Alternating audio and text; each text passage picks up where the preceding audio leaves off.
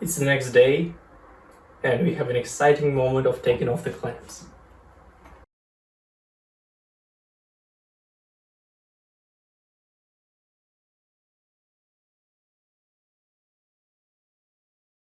Well, ladies and gentlemen, we have a guitar. The eagle-eyed ones of you have noticed that I have a pickup frame mounted in here. I did mount it even before gluing in the neck. And the reason is because in this area here, I want this pickup ring to be leaning against the neck. So I don't want no gap here. So that's why essentially this pickup ring was acting as a depth stop for me when I was gluing in the neck. And now I can very safely to take off the rest of the masking tape. So here, and there was no glue, so there was no danger of it getting stick on here forever. So this is all good. And I can now very safely to remove this because I will need to remount it later on. I have to be very careful when taking out these screws in order to maintain the wood integrity, not to damage it in any way. So they are self-threading and the thread is now embedded into the wood. Okay guys, let's talk about something very important. Bridge placement. If placed incorrectly, at best, this can be a very troublesome fix, very frustrating one, and at worst, this can completely ruin your guitar build. Everything pretty much leads up to this point, and this determines how playable your guitar will be, how easy it will be played, and what the action of the strings will be. Will it stay in tune? Everything pretty much goes up to this point, and that's why I want you to have this, very serious talk, serious business here about the bridge. There are several things to keep in mind. So the first thing that I did even before, gluing in the neck and all that sort of stuff is, let me bring it down. I made sure that the height of the bridge is perfect and the strings will sit perfectly. We will have enough adjustment to make it a little higher and we will have enough room to make it a little lower. And the most important measurement there was, and I think I illustrated this before, is how deep the neck pocket is given the height of the neck, height of the fingerboard, and the fret wire. And at that point we just drew a picture of how everything looked like. So I literally took a piece of paper, I drew everything, and I made all the measurement. And I came up with the one important measurement of how high this thin line of the neck should be. So depending on the bridge that you're using, on the neck, on many parameters, there is a lot of deviation on what this measurement will be. So there is no better way other than taking literally a piece of paper, drawing it one-to-one, taking all the measurements and seeing this in person. So for me this turned out to be I think 2.5 millimeters. So that's what I have here. But you don't have to trust these kind of things. What you can do is what I did here. So there is our nut there and our bridge here, and this line I just fished it through the bridge. It's basically a piece of cloth. What do you call them? A string. Yeah, so that's a string. And it illustrates how high the action would be on the guitar. And I made sure that it's, what you actually want the string to be on the final product. So this measurement was very important. To go back, I actually had to recut the neck pocket, make it a bit deeper after I, did this test and it turned out that I don't have enough room for adjustment. Like the neck was really too high, and the saddles would have to be like really high for me to adjust for that. So I went in and I removed like 1 millimeter or so, and I got to this point. So this happened long ago. I probably talked about it, I don't remember, but I wanted to mention this point. And this is point number 1. Now point number 2. Now as we are approaching the assembly process, now we have to make bridge placement. And with this bridge, I have strings going through the body. So it's a through body string through, essentially placement. And several important parameters here.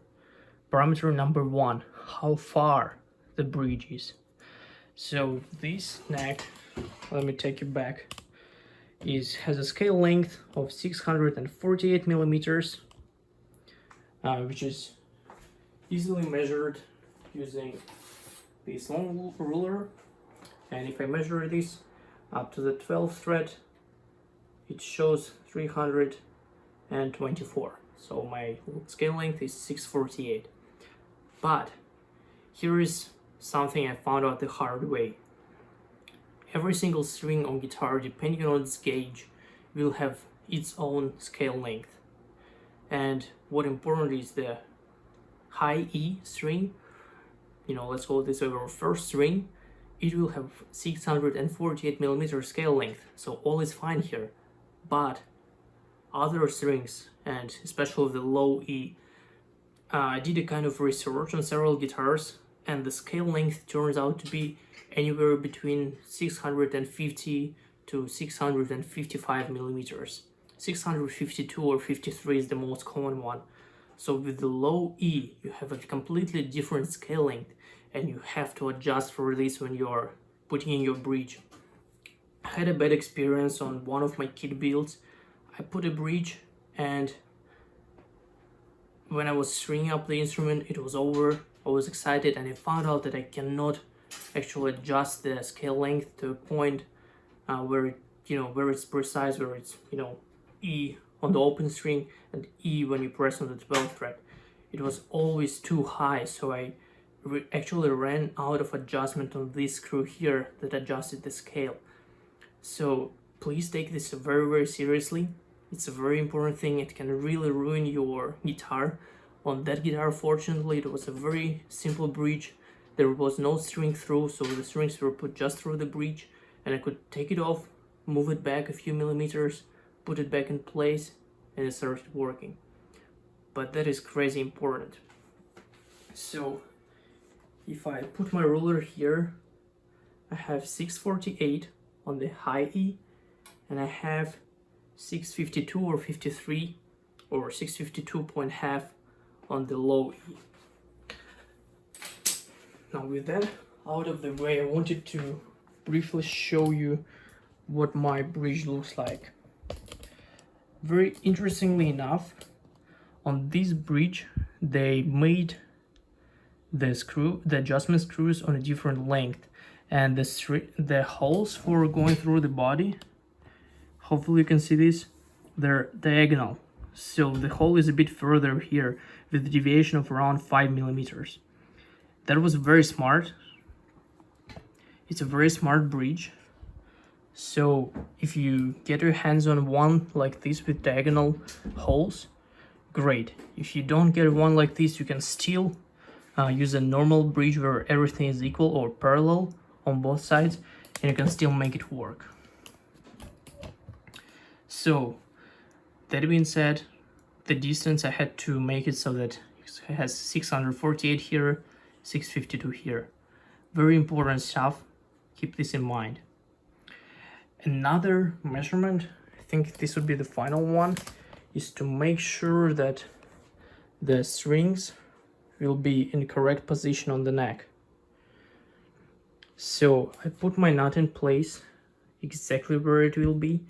I put the strings here, and what you're looking for is this distance between the end of the fretboard and the string, and you want it to be equal. pretty much along this whole place here. So this was the final measurement. Okay, let me again put you through like so. And there was that. Again, a little bit too much of talking, but if you're building your guitar and you underestimate this crucial point, well, it might be really sad that you have to replace your bridge, or, you know, if you're using a two-pneumatic style of bridge, you have to like fill in the hole and start over. With fixed bridge, unlike two-pneumatic, it's a bit less crucial, but still it's pretty important to get this right. And final thing I wanted to quickly share, if you end up using a bridge, it obviously has to be in the middle, so straight line on the center line. Now what matters is not the housing of the bridge, but the actual saddles. And I have a little trick up my sleeve here. So here is a ruler, it's straight, it's a metal ruler, and if I put it like so, let's see it from above, it follows the center line, and this is exactly how you would place your bridge. So obviously the hole there, it's bridge center, so I use that as a reference, as well as this more important reference. And when I was putting the bridge, I just actually stuck it here with some double-sided tape. I got precisely to fit the center line. So many things to keep in mind, but hopefully this could be kind of a tutorial of the things to keep in mind when you're placing your bridge. And with this placement, I can now trace around the bridge, trace all the holes that I have to make, so pre-drill the holes for attaching the bridge, drill the holes all the way through the body for the strings, and so on. Hopefully you find that useful. Alrighty, with the correct bridge placement, I marked every single hole with a pencil, and we are ready for some drilling. Though these guys seem to be a little bit afraid of that, but don't worry guys, I have a very nice drilling setup. I have this nice tool which will allow me to drill perpendicular to the body and get the holes very nicely. So for these 3 holes, these are just centers. I have to slightly lengthen them, so I would like to pre-drill, because this will be the mounting holes. Even though Ash is a software, I still recommend to pre-drill every single hole, even though you will be putting a thin screw like this. You don't want a screw to break, so yeah, very much advised. For these holes, they're string through body holes, so I will be drilling all the way. That is exactly why I have a piece of scrap plywood underneath the body. So let's drill all of these 6 holes and hope that they line up.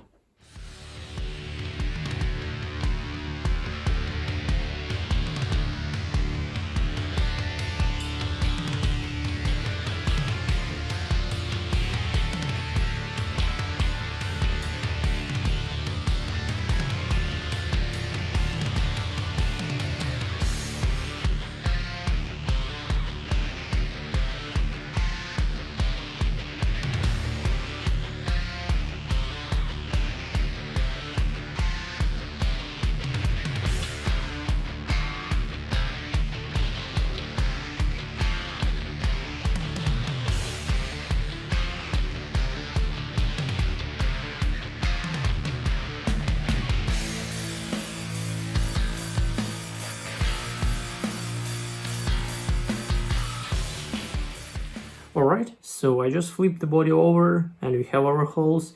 They're somewhat straight. It could be better, but it's just right for what I'm doing. I have this type of ferrule for the back. So they're not individual, there are a bunch of ferrules. So if there is slight deviation, millimeter here, millimeter there, that is fine. That's why I like this style of ferrule. So what I have here is a jig that will allow us to drill the holes just right.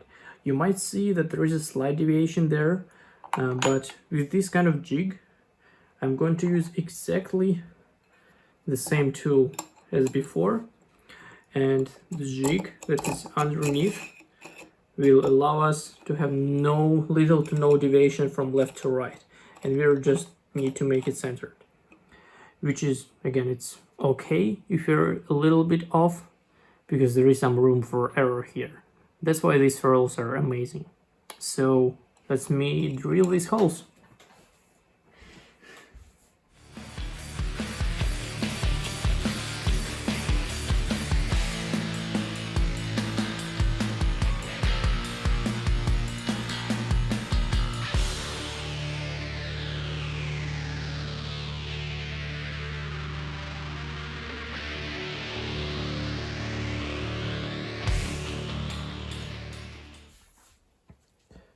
The holes worked out great. It's a very nice tight fit. So it's all good. I'm not going to press it all the way in just yet, because once I press it in, because of how tight the fit is, there will be no way to, very easily remove it. I could go in with this some kind of chisel and try to pull it out, but I will definitely end up denting the wood. So it's not something that we want. And one more thing, there will be 2 more holes for it, so 2 screws will hold this in place, although I'm more than sure that we don't actually need those. It's a very nice tight fit, and the strings will be there, so it's not going to just fall out very easily. So that is all good. So since this is a kind of a drilling kind of day, I wanted to finish up and drill one last hole. This is going to be a hole that will connect the pickup compartment with the control cavity. So before gluing in the neck, I made this hole, so the 2 humbucker compartments are connected, and this is all good. And if you're watching this and think of building a guitar, please don't forget to make this hole before you actually glue in the neck. If you're going in for the bolt-on, not an issue, but if you're going for a set neck, this will be a big problem for you. So I made this hole, and now I'm going to drill in from the side, and in order to maintain as low angle as possible, in order to not go through the body, I'm going to start a hole here. So I already started the hole with the center point bit with the sharp end, and now I'm just very simply going to drill through all the way to the control cavity. And I have protection here in place, because they don't just say your breath is safe and sorry. So let's drill that hole real quick. And I know the location of my control cavity, so I'm just going to go in with at the lowest angle possible.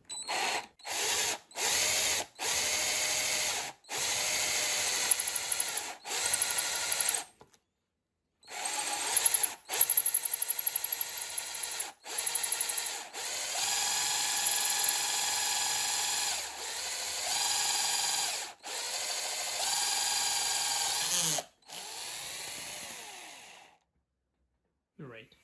Okay, I lied to you. There is one more hole that we actually need to do. So since we're going for passive electronics, I will need a ground wire running to the bridge. In the perspective, it will eliminate the hum and make essentially strings act like a shield for all sorts of 60 Hz noise and all other electric noise that we have around these days. And so I'm going to follow exactly the same process. I'll start with the center point bit, start drilling, and then switch to the long bit. They're about 5 millimeters for me. Now, for the point of drilling, I was actually to go here, somewhere around here, but then I realized that the bridge will be screwed in on this hole, so I do not really want to lose the strength of the wood in this position. Essentially, the point can be anywhere on the bridge, and this is I think you see it in a very faint pencil color, the outline of my bridge, and I'm going to do this just here.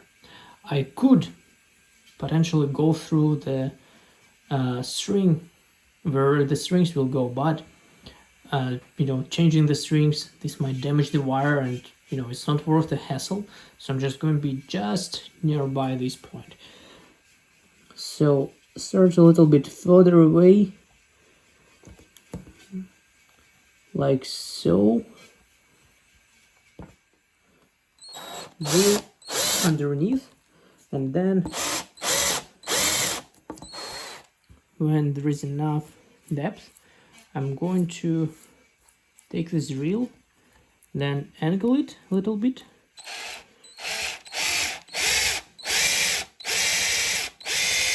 and the idea is that we want to go at an angle from here on.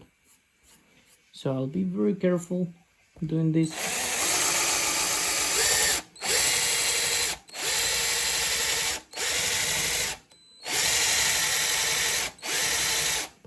Okay, I think we are getting there. Just quickly wipe off the excess. The pickup cavity acts like a really good trash bin. So with that, let's take as low angle as we possibly can.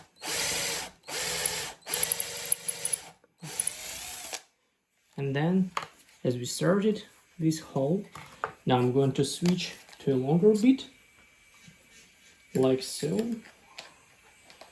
And then we're going to start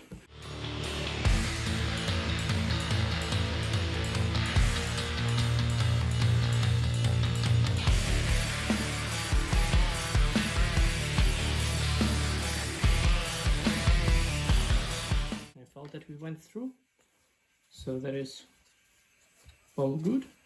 I'm going to remove any excess wood so that it's not all over the place, because as you might have noticed, we are indoors today. The weather is not looking good. It might rain at any point, so I'm not taking my chances here.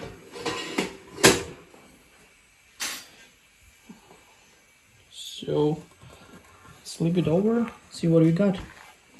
So what we have here, wow, that's a good match. So we have exactly same distance of these two holes. So one is from our bridge and another one is from our pickup cavity. Wow, they're at exactly the same level, almost millimeter in millimeter. That's amazing. Do you see that? I was not expecting this kind of result, but well, we got it. So here is another tiny tip. Drilling through ash slightly distorts the fibers on top, and so it's a little bit bumpy here and there. So I'm going to take my sharp chisel and then just clean it up, all the holes around. So when we are installing the bridge, it's not bumping, and it's just holding onto the straight surface around it. We could even countersink these holes, actually, which could be a good idea, to be honest. Yeah, why don't we do that?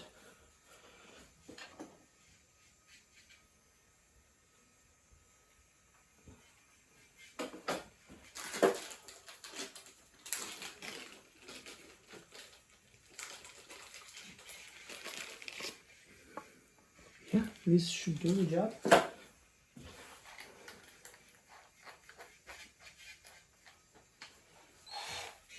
So I'm going to quickly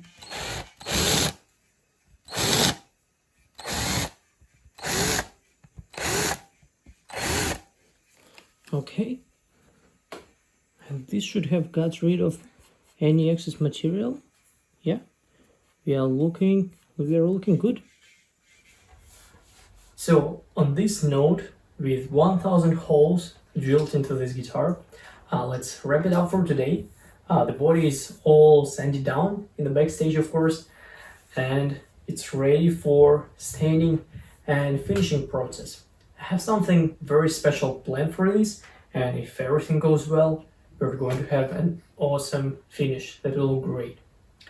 Now, for that, tune in next week for the next week's video, and see you there.